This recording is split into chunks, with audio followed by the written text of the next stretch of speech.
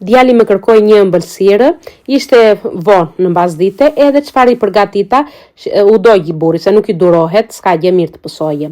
Edhe tani në fillim shtypa një banane, siç mund të shikoni, edhe do t'i hedh brenda një lugë me mjaltë, do t'i hedh tërshërë, siç shikoni e bëj me sy unë, dua që të bëj 3 nga këta containers të përgatitë, edhe ndaj e hedh këto sasi. Tani do hedhim 2 kokove, do hedhim qumësht, edhe vanilje për shije dhe një lugë mjaltë te kjo përzierja dhe do ta trazoj më mirë. Mjalti im më ka ngrirë, se kur është mjalt bio ngrin mjalti, edhe më vështirësoj një çik të trazoj te përzierja.